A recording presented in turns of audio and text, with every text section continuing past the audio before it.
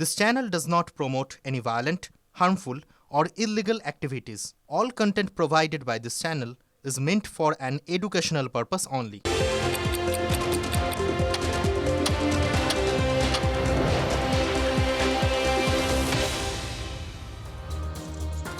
দেখছেন টিভি 9 বাংলা 5টায় 5 কথা নিয়ে আপনাদের সঙ্গে রয়েছি আমি মধুকল্পিতা।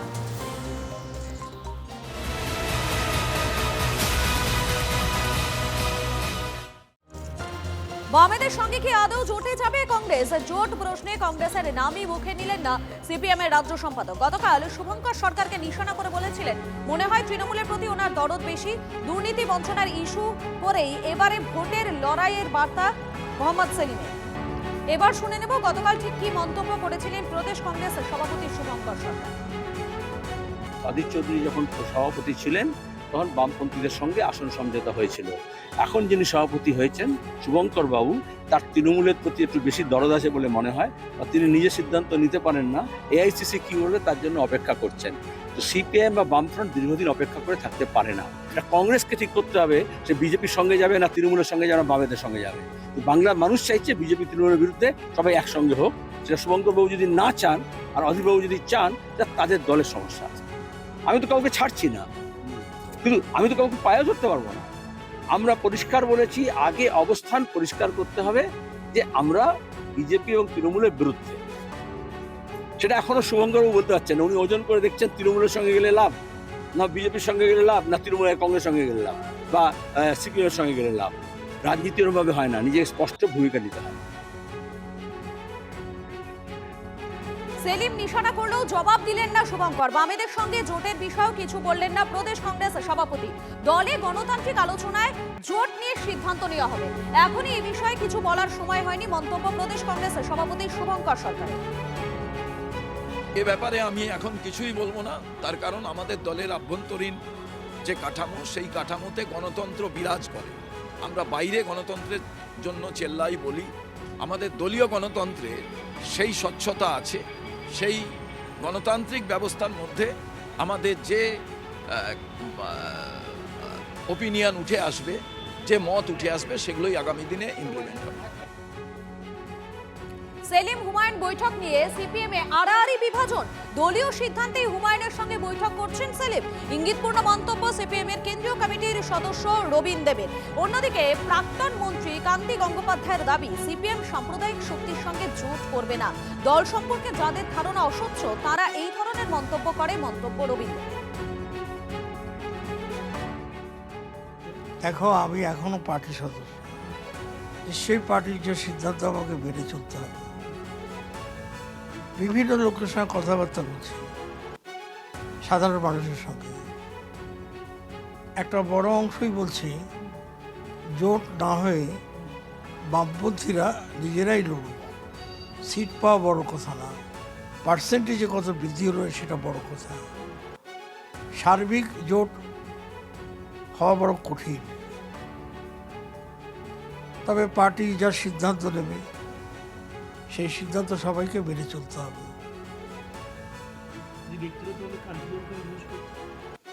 আমার ব্যক্তিগত মতামত প্রকাশ্যে দিতে পারবো না, আমার কথার স্পিরিটই বুঝতে পারছো। সিপিআইএমের পলিট ব্যুরোর সদস্য, পশ্চিমবঙ্গ রাজ্য কমিটির সম্পাদক কমরেড মোহাম্মদ সেলিম।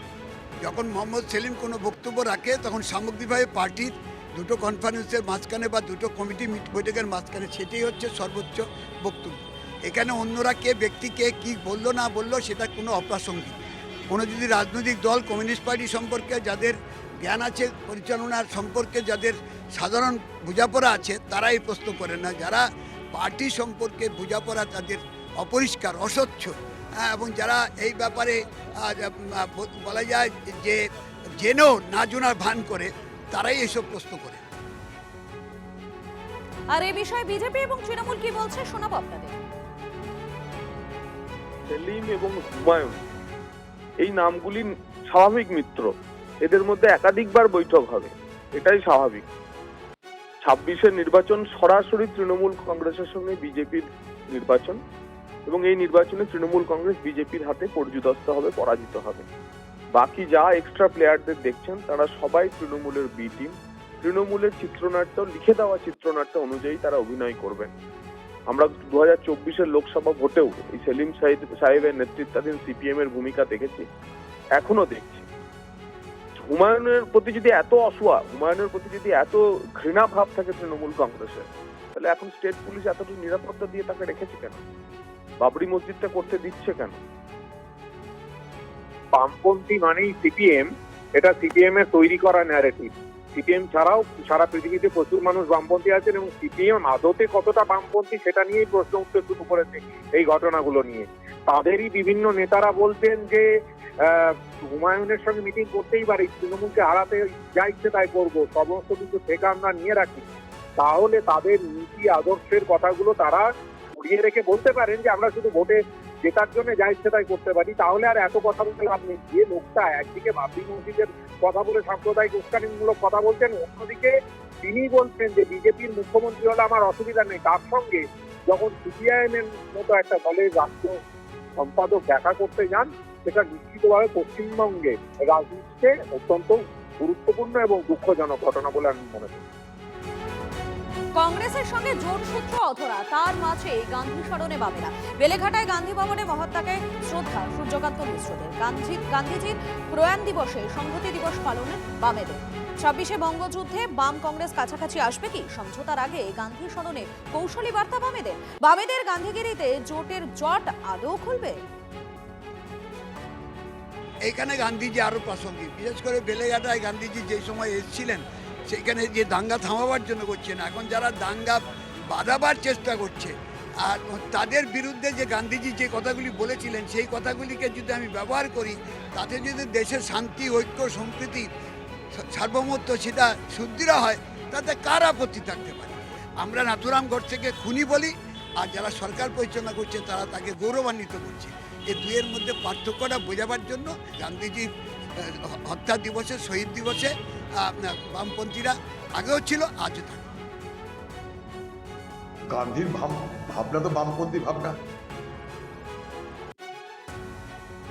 গান্ধীর ভাবনার সঙ্গে অনেকেরই ফারাক থাকতে পারে, কিন্তু গান্ধীর যে আদর্শ সেটা বামপন্থী আদর্শের সঙ্গে খুব বেশি তো ফারাক নেই। গান্ধী তো জনসেবার কথা বলেছেন, মানুষের সেবার কথা বলেছেন, গরিবের কথা বলেছেন। গান্ধীকে যত বেশি পৃথিবীর মানুষ স্মরণ করবে, পৃথিবীর তত মঙ্গল হবে। যখন যেমন তখন তেমন, এটাই হচ্ছে বামেদের রাজনীতি। আর প্রত্যেকটা সময় দেখা যায় তার জন্য ওরা একটা করে হ্যাজ নামায়। এবারও ওরকমই কিছু একটা নামাবে, ইতিহাস নিজের মতন বানায়, আর ইতিহাস তারপরে দলীয়ভাবে প্রচার চেষ্টা করে। এই কারণেই মানুষের কাছ থেকে বিচ্ছিন্ন হয়ে গেছে। গত 92 সালের পর থেকে, যখন থেকে এদেশে আরএসএস যারা গান্ধীকে খুন করেছিল, যাদের নাথুরাম গডসে, তাদের ছত্রছায়ায়, আর তারপরে যখন থেকে নাথুরাম গডসেকে বিজেপি আরএসএস পুজো করতে আরম্ভ করলো, গান্ধীকে শেষ করে দিয়ে তারা অশান্তি আনলো, শান্তির বাণীকে রোধ করলো, তখন থেকে আমরা এই নাথুরাম গডসে এবং তাদের যারা অনুগামী তাদের প্রতি ধিক্কার জানিয়ে এবং এই ব্যক্তি হত্যার বিরুদ্ধে আমরা 30শে জানুয়ারি শহীদ দিবস পালন করি।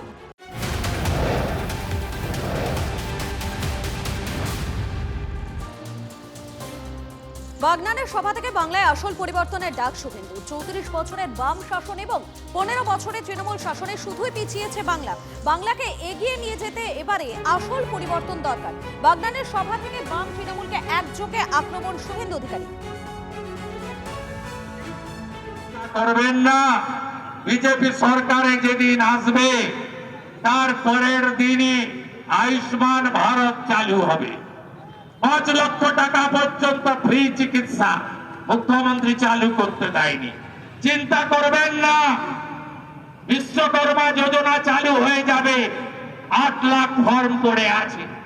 চিন্তা করবেন না, পিএম কিষাণ ফসল নিধি যোজনা, পিএম কিষাণ সম্মান নিধি যোজনা, পিএম ক্রপ ইন্স্যুরেন্স যোজনা থেকে শুরু করে যে কর্মসূচিগুলো চালু করতে দেয়নি এই সরকার, আমরা চালু করব। কর্মচারীদের কেন্দ্রীয় হারে ডিএ, পেনশনারদের ডিএ সহ ভারতীয় জনতা পার্টি এই কাজগুলো করবে। আমার মাতৃশক্তি, আমার নারী শক্তি, আমার দেবী শক্তি, আপনারা একদম চিন্তা করবেন না। শিক্ষিতরা চাকরি তো পাবেই। ভারতীয় জনতা পার্টির যে সরকার আছে, উড়িষ্যাতে আমরা বছরে মহিলা স্বনির্ভর করার জন্য এককালীন 50,000 টাকা একবার দিই। মহিলাদের 50,000 টাকা মাসে ভাগ করুন, কত হয়? চলুন মধ্যপ্রদেশ লাডলি বহিন যোজনা 2,500 টাকা মাসে। চলুন আসামে বিজেপি সরকার 3,000 টাকা মাসে।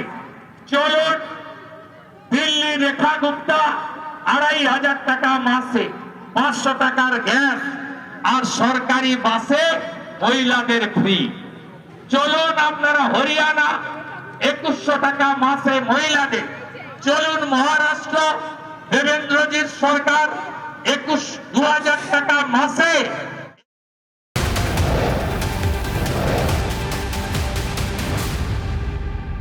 নাজিরাবাদ এখান থেকে মাত্র 10 কিলোমিটার দূরে। মমতা বন্দ্যোপাধ্যায় আসেননি।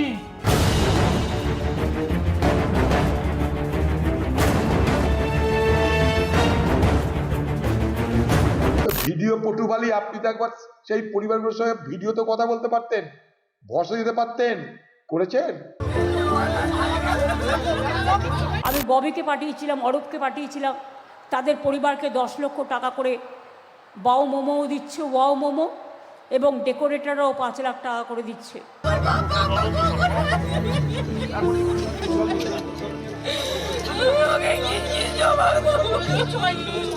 প্রায় 50 জন মৃত এবং নিখোঁজ মিলে মমতা বন্দ্যোপাধ্যায় আসেননি, আসবেন না।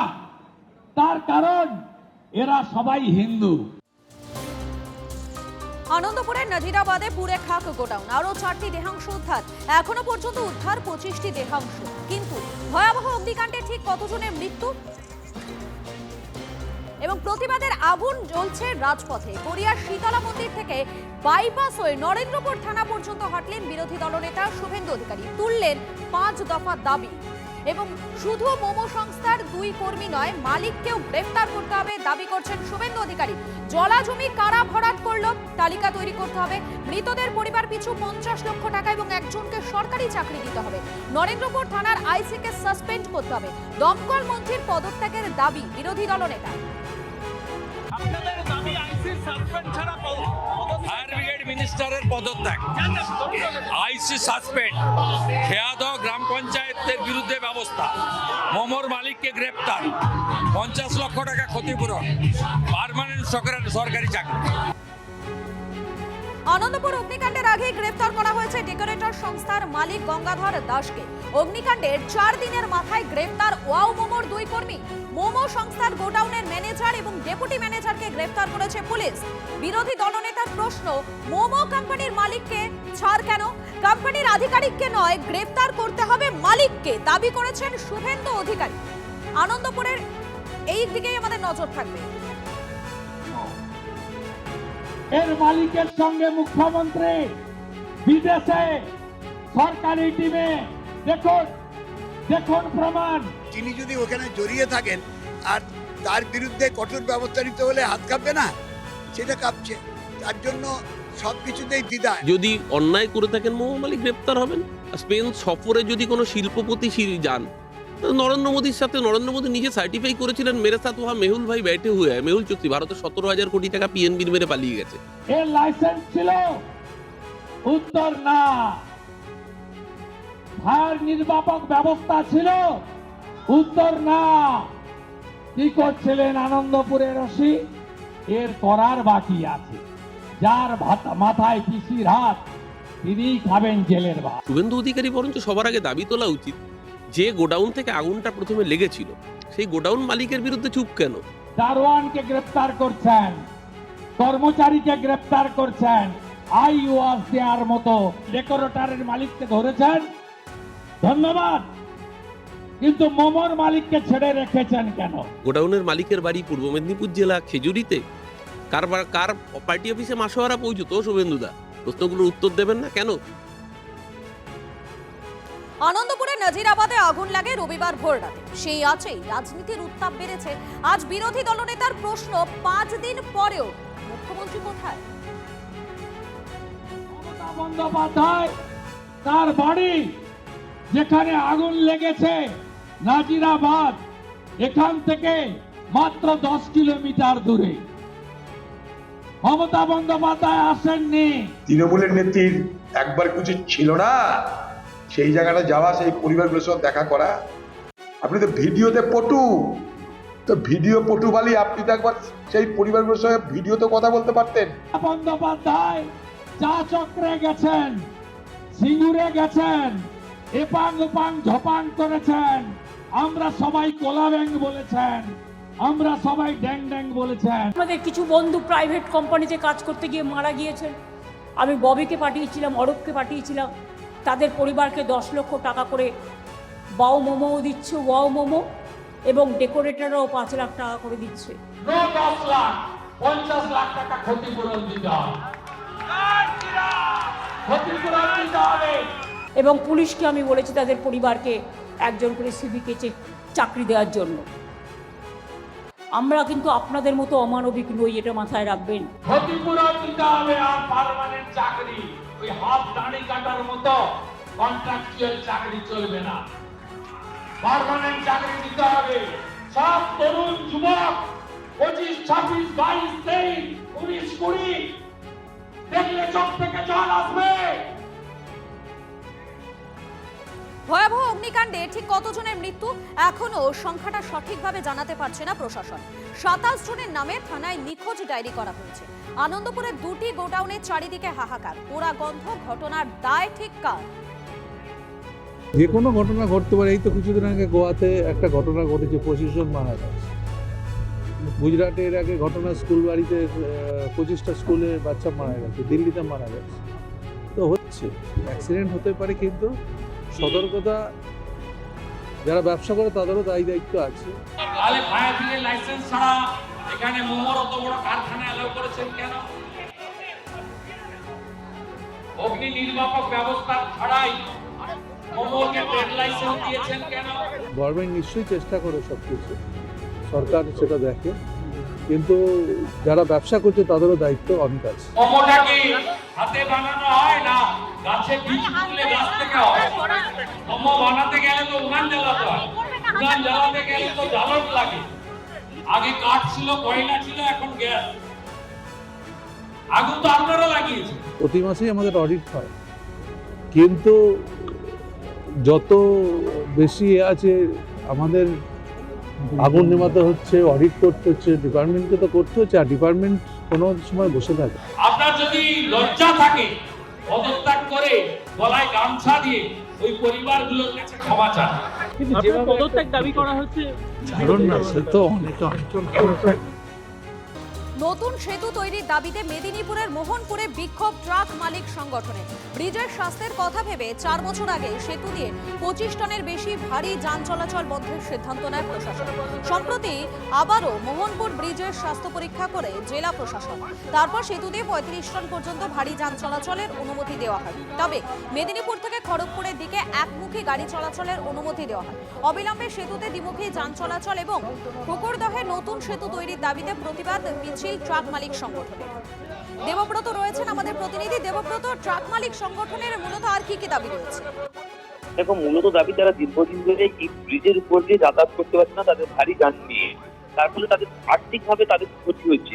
সেই তারই প্রতিবাদে কিন্তু দীর্ঘদিন ধরে তারা দাবি জানিয়েছে যে ব্রিজের সংস্কার এবং যাতে পাশে যে নতুন ব্রিজ হওয়ার কথা রয়েছে সেই ব্রিজ যাতে দ্রুত সম্ভব কাজ শুরু হয় এবং কাজ হয়, সেই দাবিকে নিয়ে সামনে রেখে তারা কিন্তু আন্দোলন চালিয়েছিল। সেই আন্দোলনের দুদিন আগে তারা ডিএম অফিসে তারা ডেপুটেশন দিয়েছিল এবং আজকে তার যাতে কাজ তাড়াতাড়ি হয় এবং কেন এত ডিলে হচ্ছে তারই প্রতিবাদে কিন্তু আজকে পথ অবরোধ করে। এবং তাদের একটাই দাবি যে তাদেরকে এই ব্রিজের উপর দিয়ে, অর্থাৎ যেটা খড়গপুর মেদিনীপুর, শুধু খড়গপুর মেদিনীপুর বললে হবে না, এই ব্রিজের উপর দিয়ে 2 রাজ্যের বলা যেতে পারে পার্শ্ববর্তী রাজ্যেও ভারী যান চলাচল এই ব্রিজের উপর দিয়ে যাতায়াত করে, সেই ছাড়পত্র যাতে দেওয়া হয় সেই দাবিকে সামনে রেখে তাদের এই আন্দোলন শুরু করেছিল তারা।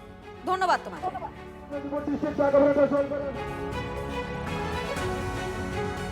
বাঁকুড়ায় ফের বিক্ষোভে আশাকর্মীরা। কর্মবিরতি জারি রেখে বাঁকুড়ার জেলা শাসকের দফতরের সামনে অবস্থান। মাসিক ভাতা বৃদ্ধি, বকেয়া মেটানো সহ একাধিক দাবিতে গত 23শে ডিসেম্বর থেকে রাজ্য জুড়ে আশাকর্মীদের কর্মবিরতি চলছে। বাঁকুড়া শহরে এদিন মিছিল করে জেলা শাসকের দপ্তরের সামনে এসে বসে পড়লেন আশাকর্মীরা। দাবি পূরণ না হওয়া পর্যন্ত অবস্থান চালিয়ে যাওয়ার হুঁশিয়ারি দিয়েছেন তারা। স্বাস্থ্যভবন থেকে আমাদেরকে ডেকে পাঠানো হয়েছিল, তারপরে সমস্ত আশাকর্মীকে আমাদেরকে ঘরে কিছুক্ষণ পাঠানো হয়েছিল, রাস্তাতে স্টেশনে। আমরা সেই ভিক্ষার মিছিল তার জন্য আজকে আবার এসেছি, কারণ আমাদের দাবি যতদিন না মানা হচ্ছে আমাদের এইভাবেই আমাদের অবস্থান বিক্ষোভ চলবে, প্রত্যেকদিন কর্মবিরতি এইভাবেই চলতে থাকবে। 4 দফা দাবিতে কাজ বন্ধ রেখে বিক্ষোভ আসানসোল পুর নিগমের সাফাই কর্মীদের। পুর ভবনের সামনে অবস্থান, মাসিক 15,000 টাকা বেতন, পিএফ এবং ইএসআই চালু, পার্মানেন্ট আইডেন্টিটি কার্ডের দাবি করছেন সাফাই কর্মীরা। এপ্রিল মাস থেকে আমাদের পিএফ কাটানো হয়েছে, সেই টাকাটা এখনো একটা জমা হয়নি। বেতন আমাদের 15,000 টাকা বেতন চাই। আমরা ডেলি বেসিস আজ কাজ করছি, এত দিন ধরে আমরা ডেলি বেসিসে কেন করব? আমাদেরকে ক্যাজুয়াল করতে হবে। 13 তারিখে আমরা মেয়রের সঙ্গে দেখা করতে খুঁজছি, দেখা হচ্ছে না, তার জন্য আমরা মজবুরন এই স্টেপ নিলাম।